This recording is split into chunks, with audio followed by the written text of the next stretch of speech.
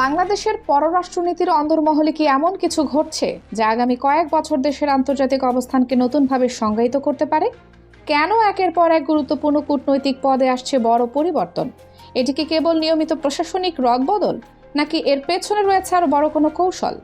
রাজধানী ঢাকার foreign service academy থেকে শুরু করে সেগুনবাগিচার পররাষ্ট্র মন্ত্রণালয়, সবখানে এখন আলোচনার কেন্দ্রবিন্দু একটি: বাংলাদেশের ইতিহাসের অন্যতম বড় কূটনৈতিক পুনর্বিন্যাস। নতুন বিএনপি সরকার দায়িত্ব নেওয়ার মাত্র 5 মাসের মধ্যে দেশের গুরুত্বপূর্ণ বিদেশি মিশনগুলোতে শুরু হয়েছে ব্যাপক রদবদলের উদ্যোগ। কূটনৈতিক মহলের অনেকের মতে এটি শুধু কর্মকর্তা বদলের বিষয় নয়, বরং পরিবর্তিত আঞ্চলিক ও বৈশ্বিক বাস্তবতায় বাংলাদেশের নতুন পররাষ্ট্র অগ্রাধিকারের একটি স্পষ্ট বার্তা। সবচেয়ে বেশি আলোচনায় রয়েছে দেশের 4টি গুরুত্বপূর্ণ কূটনৈতিক station: New Delhi, New York, London এবং জেনেভা। একই সঙ্গে পররাষ্ট্র সচিবের পদেও আসছে পরিবর্তন। দীর্ঘদিন ধরে আন্তর্জাতিক অঙ্গনে যেসব ইস্যু বাংলাদেশকে কঠিন বাস্তবতার মুখোমুখি করেছে, সেগুলো সামনে রেখে এই পুনর্বিন্যাস করা হচ্ছে বলে মনে করছেন অনেক বিশ্লেষক। তাই এটিকে সাধারণ বদলি হিসেবে নয়, বরং ভবিষ্যৎ কূটনৈতিক রোডম্যাপের অংশ হিসেবেই দেখা হচ্ছে। কূটনীতির জগতে একটি বিষয় সবসময় গুরুত্বপূর্ণ: কাকে কোথায় পাঠানো হচ্ছে। কারণ একজন রাষ্ট্রদূত বা হাই কমিশনার শুধু একটি দেশের প্রতিনিধি নন, তিনি সেই দেশের রাজনৈতিক অগ্রাধিকার, অর্থনৈতিক লক্ষ্য এবং কৌশলগত অবস্থানেরও প্রতিফলন। তাই বড় কোনো পদায়নের পেছনে সাধারণত থাকে সুপরিকল্পিত বার্তা। এই রদবদলের সবচেয়ে আলোচিত অংশটি হচ্ছে ভারতের রাজধানী নয়াদিল্লি। পরিকল্পনা অনুযায়ী বর্তমান পররাষ্ট্র সচিব আসাদ আলম সিয়ামকে বাংলাদেশের নতুন হাই কমিশনার হিসেবে সেখানে পাঠানো হচ্ছে। এমন একটি সময়ে সিদ্ধান্ত এসেছে যখন বাংলাদেশ ভারত সম্পর্ক নানা গুরুত্বপূর্ণ ইস্যুতে নতুন বাস্তবতার মধ্য দিয়ে যাচ্ছে। তিস্তার পানি বন্টন চুক্তি এখনও অমীমাংসিত, সীমান্তে হতাহতের ঘটনাও পুরোপুরি বন্ধ হয়নি। একই সময় চীনের সঙ্গে বাংলাদেশের ঘনিষ্ঠ সহযোগিতা এবং যৌথ ভবিষ্যৎ নিয়ে ঘোষিত অবস্থান দক্ষিণ এশিয়ার কৌশলগত সমীকরণেও নতুন আলোচনা তৈরি করেছে। ফলে দিল্লি ও ঢাকার সম্পর্ক এখন আগের যে কোনো সময়ের তুলনায় আরও সংবেদনশীল পর্যায়ে রয়েছে। এমন পরিস্থিতিতে দীর্ঘ কূটনৈতিক অভিজ্ঞতা সম্পন্ন একজন ক্যারিয়ার ডিপ্লোম্যাটকে নয়াদিল্লিতে পাঠানোর সিদ্ধান্তকে অনেকেই তাৎপর্যপূর্ণ হিসেবে দেখছেন। পররাষ্ট্র ক্যাডারের 15তম ব্যাচের কর্মকর্তা আসাদ আলম সিয়াম এর আগে অস্ট্রিয়া, ফিলিপাইন এবং যুক্তরাষ্ট্রে বাংলাদেশের রাষ্ট্রদূত হিসেবে দায়িত্ব পালন করেছেন। পাশাপাশি তিনি অন্তর্বর্তীকালীন সরকারের সময়েও পররাষ্ট্র সচিবের দায়িত্ব সামলেছেন। ফলে দ্বিপক্ষীয় সম্পর্ক, আন্তর্জাতিক আলোচনা এবং জটিল কূটনৈতিক পরিবেশ সামাল দেওয়ার অভিজ্ঞতা তার রয়েছে।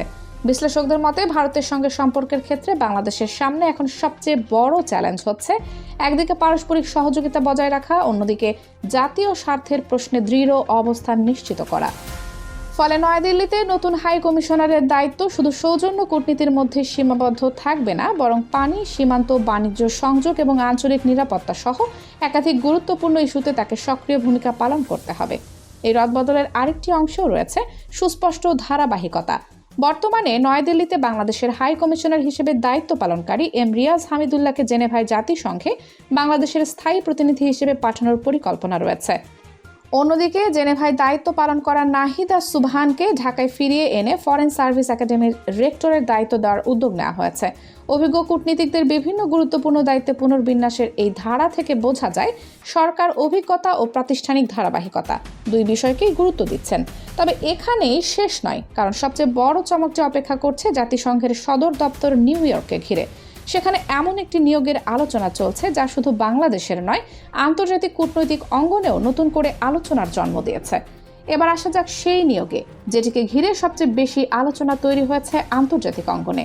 বিভিন্ন নির্ভরযোগ্য সূত্রের তথ্য অনুযায়ী আন্তর্জাতিক মানবাধিকার অঙ্গনের সুপরিচিত ব্যক্তিত্ব এবং অ্যামনেস্টি ইন্টারন্যাশনালের সাবেক মহাসচিব আইরিন খানকে জাতিসংঘে বাংলাদেশের স্থায়ী প্রতিনিধি হিসেবে নিয়োগ দেওয়ার সিদ্ধান্ত নেওয়া হয়েছে। পরিকল্পনা অনুযায়ী আগামী সেপ্টেম্বর মাসে জাতিসংঘের সাধারণ পরিষদের অধিবেশনের আগেই তিনি নিউ ইয়র্কে দায়িত্ব গ্রহণ করবেন। এই সিদ্ধান্তকে অনেক বিশ্লেষক বাংলাদেশের কূটনৈতিক কৌশলের গুরুত্বপূর্ণ অংশ হিসেবে দেখছেন। গত 1 দশকেরও বেশি সময় ধরে মানবাধিকার ইস্যুতে বাংলাদেশকে আন্তর্জাতিক বিভিন্ন ফোরামে কঠিন প্রশ্নের মুখোমুখি হতে হয়েছে। পশ্চিমা দেশগুলোর বিভিন্ন পর্যবেক্ষণ, জাতিসংঘের আলোচনায় উত্থাপিত বিষয় এবং মানবাধিকার সংস্থাগুলোর প্রতিবেদনের কারণে ঢাকাকে নিয়মিত ব্যাখ্যা দিতে হয়েছে। সেই বাস্তবতায় আন্তর্জাতিক অঙ্গনে দীর্ঘ অভিজ্ঞতা সম্পন্ন একজন ব্যক্তিত্বকে বাংলাদেশের প্রতিনিধি হিসেবে সামনে আনার সিদ্ধান্তকে অনেকে নতুন বার্তা হিসেবে ব্যাখ্যা করছেন। তবে এর কার্যকারিতা কতটা হবে সেটি নির্ভর করবে ভবিষ্যতের কূটনৈতিক তৎপরতা ও আন্তর্জাতিক পরিস্থিতির উপর। একই সময়ে নিউ ইয়র্কে বর্তমানে দায়িত্ব পালনকারী স্থায়ী প্রতিনিধি মোহাম্মদ আব্দুল মুহিতকে যুক্তরাজ্যে বাংলাদেশের নতুন হাই কমিশনার হিসেবে পাঠানোর পরিকল্পনা রয়েছে। দীর্ঘদিন ধরে শূন্য থাকা লন্ডনের এই গুরুত্বপূর্ণ পদে একজন অভিজ্ঞ কূটনীতিকের নিয়োগকে ইতিবাচক হিসেবেই দেখছেন সংশ্লিষ্টরা। কারণ ব্রেক্সিট পরবর্তী সময়ে যুক্তরাজ্যের সঙ্গে বাংলাদেশের বাণিজ্য, বিনিয়োগ, শিক্ষা, প্রবাসী বাংলাদেশিদের স্বার্থ এবং রাজনৈতিক সম্পর্ক সব ক্ষেত্রেই নতুন সুযোগ ও নতুন চ্যালেঞ্জ তৈরি হয়েছে। ফলে লন্ডনের শক্তিশালী কূটনৈতিক উপস্থিতি এর আগের চেয়ে আরও বেশি গুরুত্বপূর্ণ। এই রদবদলের মধ্যে আরও কয়েকটি নিয়োগ নিয়ে আলোচনা রয়েছে। জাতিসংঘে উপস্থায়ী প্রতিনিধি হিসেবে বিএনপির তথ্য ও প্রযুক্তি বিষয়ক সম্পাদক একেএম ওয়াহিদুজ্জামানের নাম এসেছে। পাশাপাশি মরিশাসে বাংলাদেশের রাষ্ট্রদূত হিসেবে পররাষ্ট্র মন্ত্রণালয়ের সচিব এম ফরহাদুল ইসলামকে পাঠানোর পরিকল্পনার কথাও জানা গেছে। এসব সিদ্ধান্ত প্রকাশের পর থেকে কূটনৈতিক অঙ্গনে শুরু হয়েছে বিস্তর আলোচনা। মূল বিতর্কটি দুটি ভিন্ন দৃষ্টিভঙ্গিকে সামনে নিয়ে এসেছে। একটি পক্ষের বক্তব্য, পররাষ্ট্র মন্ত্রণালয় ও ফরেন সার্ভিস একটি বিশেষায়িত পেশাগত প্রতিষ্ঠান, তাই গুরুত্বপূর্ণ কূটনৈতিক পদে মূলত ক্যারিয়ার ডিপ্লোম্যাটদেরই অগ্রাধিকার দেওয়া উচিত। তাদের মতে রাজনৈতিক বিবেচনায় নিয়োগের সংখ্যা বাড়লে দীর্ঘদিন ধরে গড়ে ওঠা পেশাগত কাঠামো ও পদোন্নতির স্বাভাবিক ধারা ক্ষতিগ্রস্ত হতে পারে। অন্যদিকে আরেকটি পক্ষ বলছে নির্বাচিত একটি সরকার আন্তর্জাতিক অঙ্গনে নিজেদের নীতি, অগ্রাধিকার ও রাজনৈতিক দৃষ্টিভঙ্গি বাস্তবায়নের জন্য বিশ্বস্ত ও আন্তর্জাতিকভাবে পরিচিত ব্যক্তিদের গুরুত্বপূর্ণ দায়িত্বে আনতেই পারে। তাদের যুক্তি, যুক্তরাষ্ট্র, যুক্তরাজ্য, ভারত সহ বিশ্বের অনেক গণতান্ত্রিক দেশে গুরুত্বপূর্ণ কূটনৈতিক পদে রাজনৈতিক নিয়োগের নজির রয়েছে। তাই বাংলাদেশেও এমন সিদ্ধান্তকে পুরোপুরি অস্বাভাবিক বলা যায় না। এই বিতর্কের বাইরে একটি বিষয় স্পষ্ট, নতুন সরকার দেশের পররাষ্ট্রনীতিতে পরিবর্তনের ইঙ্গিত দিচ্ছে। শুধু রাজনৈতিক সম্পর্ক নয়, অর্থনৈতিক কূটনীতিকেও সমান গুরুত্ব দেওয়ার পরিকল্পনা দেখা যাচ্ছে। আয়ারল্যান্ড, আর্জেন্টিনা, ডেনমার্ক এবং পর্তুগালে সম্প্রতি দায়িত্ব নেওয়া নতুন রাষ্ট্রদূতদের অন্যতম অগ্রাধিকার দেওয়া হবে নতুন বাজার খোঁজা, বিদেশি বিনিয়োগ আকর্ষণ, তৈরি পোশাক সহ বাংলাদেশের রপ্তানি খাতের সম্প্রসারণ এবং অর্থনৈতিক সহযোগিতা বাড়ানো। একই সঙ্গে নিউ ইয়র্ক থেকে ফিরে সালাউদ্দিন নোমান চৌধুরী পররাষ্ট্র সচিবের দায়িত্ব গ্রহণ করলে তার সামনে থাকবে দ্রুত পরিবর্তনশীল আন্তর্জাতিক বাস্তবতার সঙ্গে তাল মিলিয়ে বাংলাদেশের পররাষ্ট্রনীতিকে আরও কার্যকর করার চ্যালেঞ্জ। বর্তমানে বিশ্ব রাজনীতি আগের যে কোনো সময়ের তুলনায় বেশি প্রতিযোগিতামূলক।